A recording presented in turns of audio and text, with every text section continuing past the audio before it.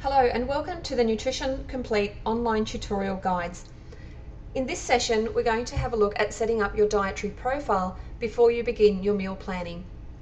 To access your dietary profile, you can simply click on the top menu where it says Diet Profile, or a little bit lower where it says Update your diet profile. The top section of your dietary profile is about your diet goals. So do you want to lose weight or maintain weight? The next thing you need to do is select how many weeks you'd like to take to achieve your goal. And then you need to select your activity level. So are you fairly sedentary, relatively active, or very active, or perhaps exercise 3 times a week? The next thing you need to enter is your current weight and your height. Now it's really important that you enter accurate information in this section, as the system uses this information to calculate how many calories a day that you need to consume in order to achieve your goals. The last bit in this top section is about your reward day. Now your reward day is 1 day a week that you get to eat whatever types of foods that you like. Now if your goal is to lose weight, then we would recommend limiting that to perhaps 1 to 2 meals per day, but you can actually have the entire day off if you choose. From there you go to your preparation time. One of the fantastic features of this meal planning program is it allows you to specify how much time you have to make each of your meals. So if in the mornings you're quite busy and you only have 5 minutes, it will only show you recipes that take up to 5 minutes to make. Perhaps morning tea you're the same, you're quite busy. Lunch you may have a little bit longer, up to 10 or 15 minutes. Afternoon tea, perhaps again 5 minutes. If you've got lots of time at dinner and you'd like to see all the options available, you can leave it on Show Me All. And late evening, perhaps you don't want to spend more than 15 minutes making your last meal. The next section is your dietary preferences.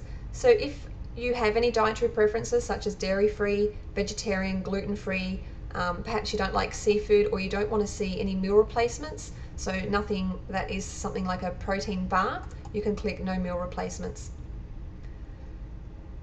The fourth section is your recipe regions. So by selecting all, you will automatically see recipes from all regions around the world.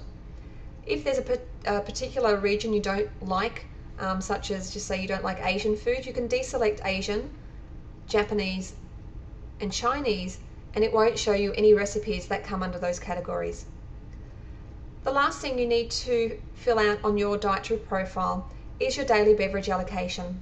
So this is simply just on a daily basis, how many cups of tea, coffee, soft drink, diet, soft drink or fruit juice would you consume? So for example, if you had 2 cups of tea a day, 1 cup of coffee and a fruit juice, then you simply fill it out as such. If in your tea or coffee you also have some skim milk, so perhaps 30 mils a day, and perhaps you have a teaspoon in each cup, so that would be 3 teaspoons, then again you just select those from the drop down menus. Once you've completed your dietary profile, simply click Update Information and all of that information will be saved on your profile. What that information allows the system to do is once you go to your meal planner by clicking on the top menu, you'll see here on the right hand side under Current Intake, based on your personal profile, it has calculated how many calories a day you should consume in order to achieve your goals, plus how much protein, carbohydrates, fat, fibre and water you should be consuming based on your own personal profile.